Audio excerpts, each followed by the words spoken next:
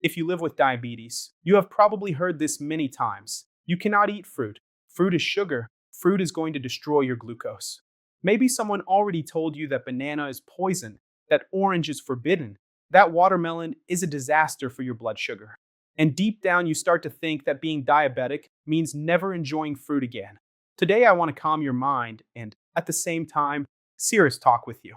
I am going to explain how many fruits a person with diabetes can eat per day when fruit really becomes a problem, and how you can use fruit to help your blood sugar instead of fighting against it.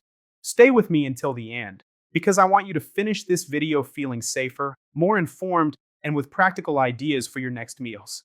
And if this topic already speaks to you, take a second to like this video and subscribe, because that helps this message reach more people with type 2 diabetes. The first thing I want you to understand is this: fruit is not the enemy. Excess is the enemy. Context is the enemy. Your whole day matters much more than one piece of fruit. I work with people with diabetes for many years, always with the same goals in mind. Reduce medication when it is possible and safe. Help people lose weight in a realistic way. Improve blood sugar control.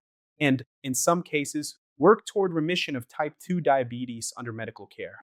One of the most common questions I hear is always the same: can I eat fruit or not? So today I want to give you more than a yes or no answer. I want you to understand how fruit behaves in your body. In diabetes care, we have two big goals. The first goal is to reduce glucose spikes, those moments when your blood sugar goes above around 180 after meals. If your glucose is often 200, 300, even 400 after eating, we need to bring those numbers down to a safer zone. We can do that with medication, but we can also do that with food choices. Every time you eat and your sugar jumps above 180, that meal had more carbohydrate than your body and your insulin could handle at that moment. This is a signal, not a punishment. It is your body telling you that something in that plate needs to change. So the simplest and most powerful tool you have is this: check your blood sugar with your meter around 1 to 2 hours after eating. If your sugar stays under 180 and you had a portion of fruit in that meal, that fruit is not a problem for you in that context. I do not care if it was apple, orange, papaya, or a handful of berries. Your body handled it.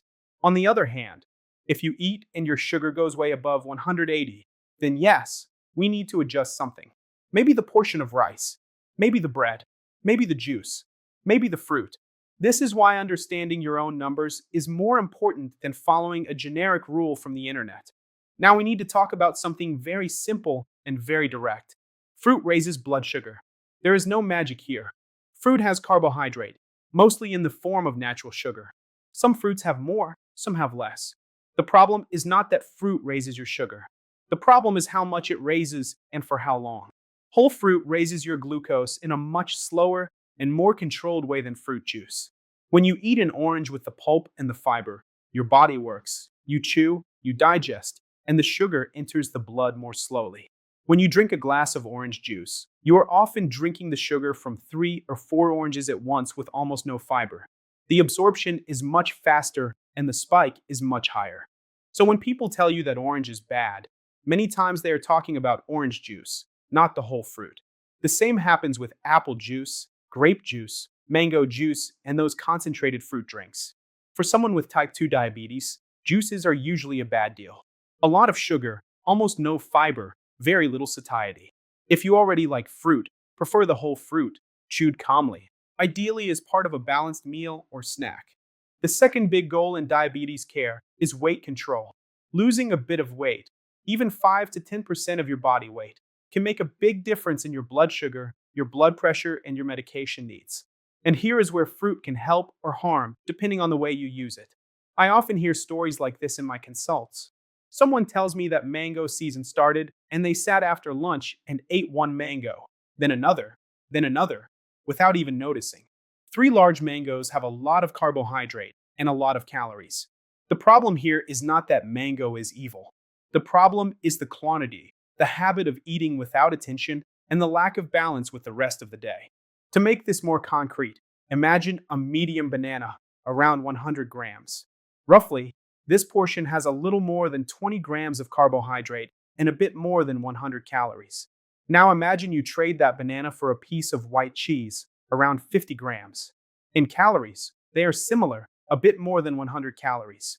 But the cheese has almost no carbohydrate, a lot of protein and fat. What does that mean in practice? It means that the cheese will not create the same glucose spike, but the calories are still there.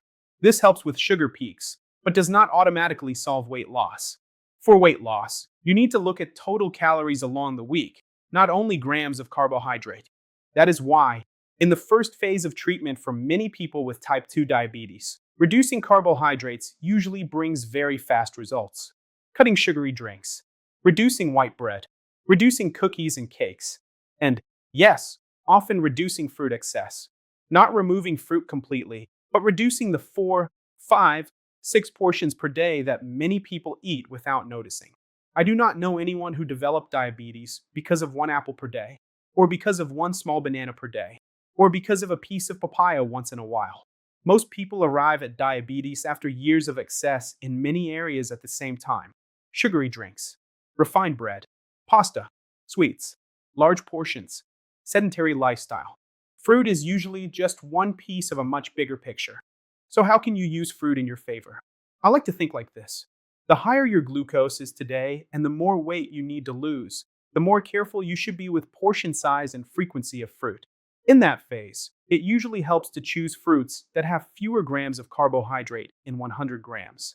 For example, berries like strawberries, blueberries, and raspberries usually have less than 10 grams of carbohydrate per 100 grams. Strawberries are a great example. 8 to 10 medium strawberries can have less carbohydrate than half of a banana and much fewer calories than many snacks people eat. You can use them as a snack in the afternoon or in a yogurt without adding a big sugar load. Another interesting fruit is watermelon. Many times people demonize watermelon because it can raise blood sugar quickly. And yes, a huge bowl of watermelon after a carb-heavy meal is not a good idea. But if you look at the numbers, 100 grams of watermelon have less carbohydrate than many other fruits. The problem is not the fruit itself, it is the portion size and the context.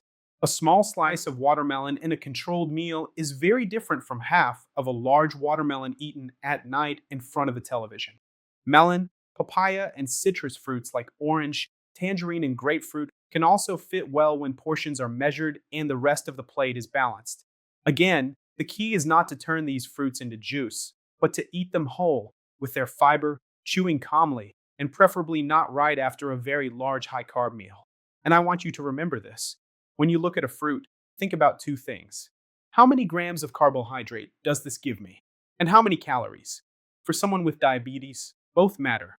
Now, a quick note about avocado, because many people ask. Avocado is a fruit with very little carbohydrate and a lot of healthy fat. 100 grams of avocado can have around 8 grams of carbohydrate, much less than a banana, but it has more calories because of the fat. This is not bad.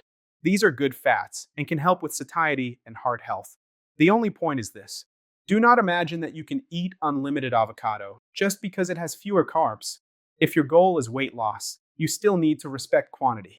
So, after all this, the big question remains. How many fruits can a person with diabetes eat per day? I will give you a practical way to think about this instead of a rigid rule. Start looking at your meter. If your blood sugar is generally high, if your weight is above what you and your doctor consider healthy, and if your diet has a lot of carbohydrates from bread, rice, pasta, sweets, and drinks, it probably makes sense to limit fruit to 1 or 2 portions per day in the beginning, always as whole fruit, preferably those with fewer carbs and never on top of an already exaggerated meal. As your glucose improves and your weight starts to change, you and your health team can increase the variety and perhaps the amount. If your glucose is more controlled, if your readings after meals are usually under 180 and your weight is stable or going down, you can very often include 2 or 3 portions of fruit per day without problems. Always observe your numbers. The most important rule is not a magic number. The most important rule is this. Eat fruit with awareness. Choose whole fruits most of the time. Avoid juices. Watch your meter. And pay attention to your weight over time. If this video is helping you see fruit with less fear and more clarity, leave a comment telling me which fruit you enjoy the most and how many portions you usually eat in a day. I read the comments and they help me understand what you need in the next videos. And if you want to go deeper into this topic, we can create more content talking about practical breakfast ideas, snacks with fruit that do not spike your sugar, and example plates for people with type 2 diabetes. You do not need to live in war with fruit. You need to live in peace with your glucose meter, with your plate, and with your own body. Use fruit as an ally, not as an excuse for excess.